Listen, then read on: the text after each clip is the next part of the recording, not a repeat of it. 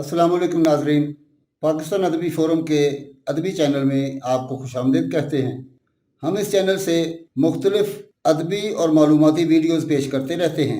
इस वक्त हम सादत हसन मंटो का एक अफसाना पेश करने की जसारत हासिल कर रहे हैं। इससे पहले भी हमने 2 अफसाने सादत हसन मंटो के पेश किए हैं, जो उम्मीद है कि आपको पसंद आए होंगे। आज हम उनकी किताब मंटो के 100 बेहतरीन अफसानों से एक अफसाना मुंतखब करके आपकी खिदमत में पेश कर रहे हैं, जिसका उन्वान है अब और कहने की ज़रूरत नहीं। आइए देखते हैं सादत हसन मंटो का अफसाना अब और कहने की ज़रूरत नहीं। ये दुनिया भी अजीब व गरीब है, खासकर आज का ज़माना। कानून को जिस तरह फ़रेब दिया जाता है, इसके मुतल्लिक शायद आपको ज़्यादा इल्म ना हो। आजकल कानून एक बेमानी चीज़ बनकर रह गया है। उधर कोई नया कानून बनता है, इधर यार लोग उसका तोड़ सोच लेते हैं। इसके अलावा अपने बचाव की कई सूरतें पैदा कर लेते हैं। किसी अखबार पर कोफ्त आनी हो तो आया करे, उसका मालिक महफूज व मामून रहेगा। इसलिए कि प्रिंट लाइन में किसी कसाई या धोबी का नाम बहैसियत प्रिंटर, पब्लिशर और एडिटर के दर्ज होगा। अगर अखबार में कोई ऐसी तहरीर छप गई जिस पर गवर्नमेंट को एतराज़ हो, तो असल मालिक के बजाय वो धोबी या कसाई गिरफ्त में आ जाएगा। उसको जुर्माना होगा या कैद। जुर्माना तो जाहिर है उसे अखबार का मालिक अदा करेगा, मगर कैद तो वो अदा नहीं कर सकता। लेकिन इन दो पार्टियों के दरमियान इस किस्म का मुआहदा होता है कि अगर कैद हुई तो वो इसके घर इतने रुपए माहवार पहुंचा दिया करेगा। ऐसे मुआहदा में खिलाफ वर्जी बहुत कम होती है। जो लोग नाजायज़ तौर पर शराब बेचते हैं, उनके पास 2-3 आदमी ऐसे ज़रूर होते हैं जिनका सिर्फ ये काम है कि अगर पुलिस छापा मारे तो वो गिरफ्तार हो जाएं और चंद माह की कैद काट कर वापस आ जाएं, तो उसका मुआवजा उनको माकूल मिल जाता है। छापा मारने वाले भी पहले ही से मतला कर देते हैं कि हम आ रहे हैं, तुम अपने इंतज़ाम कर लो। चुनांचे फ़ौरन इंतज़ाम कर लिया जाता है, लेकिन मालिक गायब हो जाता है और वो किराए के आदमी गिरफ्तार हो जाते हैं। ये भी एक किस्म की मुलाजमत है, लेकिन दुनिया में जितनी मुलाजमतें हैं कुछ इसी किस्म की होती हैं। मैं जब अमीन पहलवान से मिला तो वो 3 महीने की कैद काट कर वापस आया था। मैंने उससे पूछा, अमीन इस दफ़ा कैसे जेल में गए? अमीन मुस्कुराया, अपने कारोबार के सिलसिले में। क्या कारोबार था? जो रहा है वही है। भाई बताओ तो। बताने की क्या ज़रूरत है? आप अच्छी तरह जानते हैं, मगर खामखा मुझसे पूछ रहे हैं। मैंने थोड़े से तवक्कुफ के बाद इससे कहा, अमीन तुम्हें आए दिन जेल में जाना क्या पसंद है? अमीन पहलवान मुस्कुराया, जनाब पसंद और नापसंद का सवाल ही पैदा नहीं होता। लोग मुझे पहलवान कहते हैं, हालांकि मैंने आज तक अखाड़े की शक्ल नहीं देखी। अनपढ़ हूँ, कोई और हुनर भी मुझे नहीं आता, बस जेल जाना आता है। वहाँ मैं खुश रहता हूँ, मुझे कोई तकलीफ महसूस नहीं होती। आप हर रोज़ दफ्तर जाते हैं, क्या वो जेल नहीं? मैं लाजवाब हो गया। तुम ठीक कहते हो अमीन, लेकिन दफ्तर जाने वालों का मामला दूसरा है। लोग इन्हें बुरी निगाहों से नहीं देखते। क्यों नहीं देखते? ज़िला कचहरी के नए मुंशी और क्लर्क हैं, इन्हें कौन अच्छी नज़र से देखता है? रिश्वतें लेते हैं, झूठ बोलते हैं और परले दर्जे के मक्कार होते हैं। मुझ में ऐसा कोई ऐब नहीं। मैं अपनी रोज़ी बड़ी ईमानदारी से कमाता हूँ। मैंने उससे पूछा कि किस तरह? उसने जवाब दिया, इस तरह कि अगर किसी का काम करता हूँ और कैद काटता हूँ, जेल में मेहनत मुशक्कत करता हूँ और बाद में उस शख्स से जिसकी खातर मैंने सज़ा भुगती थी मुझे 200-300 रुपया मिलता है, तो ये मेरा मुआवजा है। इस पर किसी को क्या एतराज़ हो सकता है? मैं रिश्वत तो नहीं लेता, हलाल की कमाई करता हूँ। लोग मुझे गुंडा समझते हैं, बड़ा ख़तरनाक गुंडा। लेकिन मैं आपको बताऊँ कि मैंने आज तक किसी के थप्पड़ भी नहीं मारा। मेरी लाइन बिल्कुल अलग है। उसकी लाइन वाकई दूसरों से अलग थी। मुझे हैरत थी कि 3-4 मरतबा कैद काटने के बावजूद इसमें कोई तब्दीली वाकई नहीं हुई। वो बड़ा संजीदा मगर गंवार किस्म का आदमी था, जिसको किसी की परवाह नहीं थी। कैद काटने के बाद जब भी आता तो उसका वज़न कम अज़ कम 10 पाउंड ज़्यादा होता। एक दिन मैंने उससे पूछा, अमीन क्या वहाँ का खाना तुम्हें रास आता है? उसने अपने मखसूस अंदाज में जवाब दिया, खाना कैसा भी हो, उसका रास करना आदमी का अपना काम है। मुझे दाल से नफरत थी, लेकिन जब पहली मर्तबा मुझे वहाँ कंकरों भरी दाल दी गई और रेत मिली रोटी, तो मैंने कहा, अमीन यार, ये सबसे अच्छा खाना है, खा और खुदा का शुक्र बजा ला। चुनाचे मैं एक दो रोज़ ही में आदी हो गया।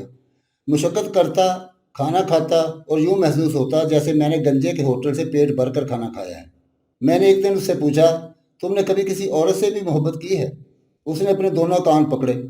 खुदा बचाए इसी मोहब्बत से, मुझे सिर्फ अपनी माँ से मोहब्बत है। मैंने उससे पूछा, तुम्हारी माँ जिंदा है?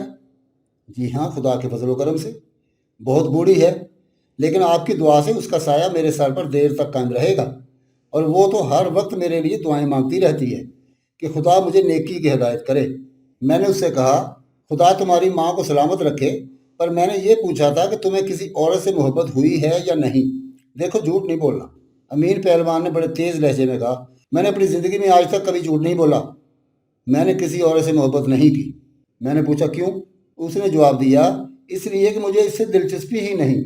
मैं खामोश रहा। तीसरे रोज़ उसकी माँ पर फालज गिरा और वो राही मुल्क अदम हुई। अमीन पहलवान के पास एक पैसा भी नहीं था। वो सोगवार, मगमूम और दिल शिकस्ता बैठा था कि शहर के एक रईस की तरफ से उसे बुलावा आया।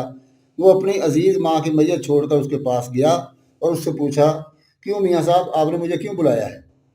मियाँ साहब ने कहा, तुम्हें क्यों बुलाया जाता है? एक ख़ास काम है।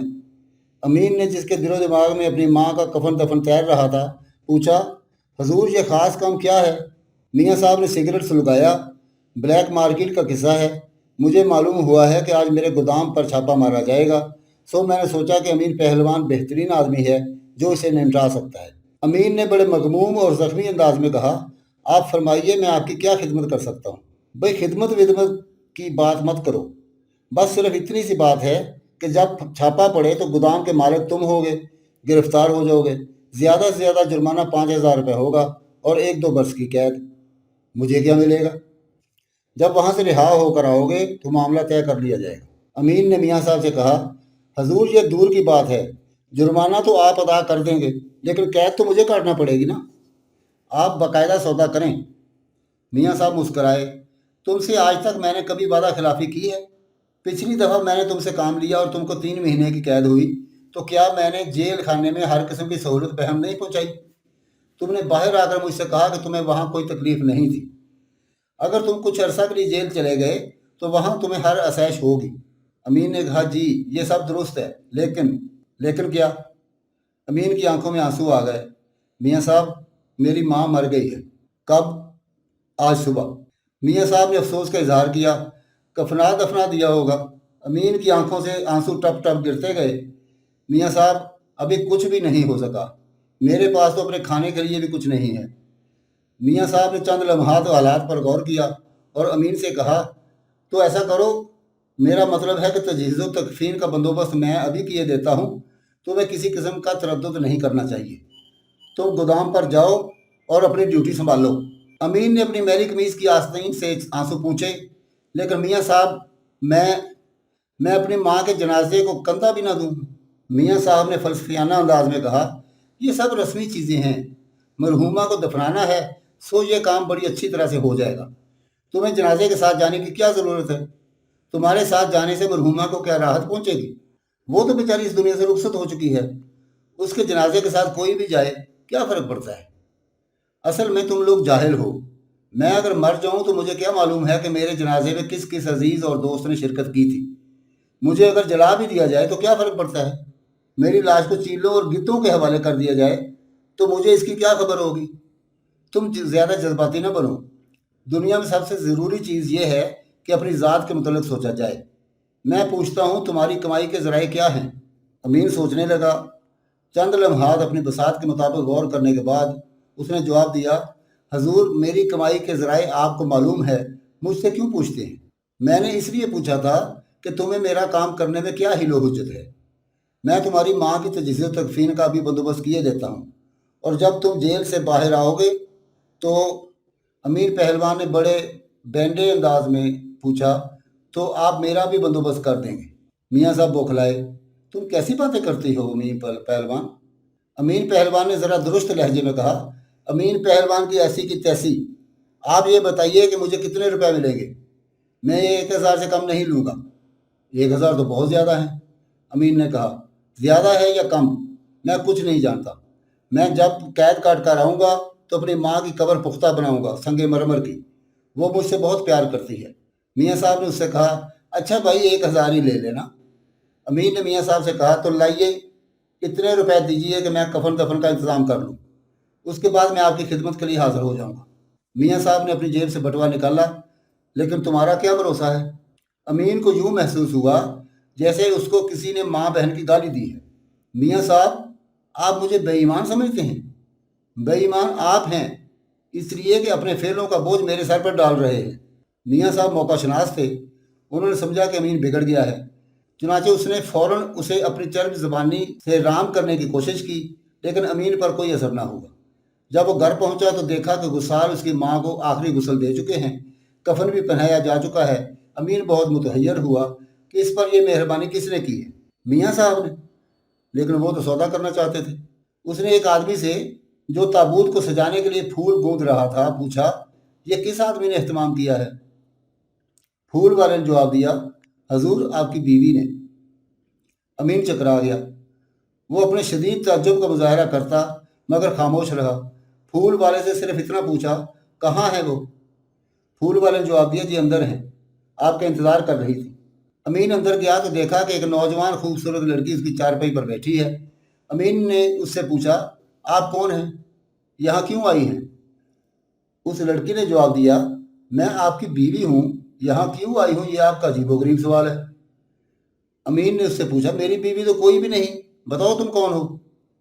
लड़की मुस्कराई, मैं मियाँ दीन की बेटी हूँ। उनसे जो आपकी गुफ्तगू हुई मैंने सब सुनी। और और अमीन ने कहा, और अब कहने की ज़रूरत नहीं। नाजरीन, ये था सादत और सनमनटों का अफसाना, और अब कहने की ज़रूरत नहीं।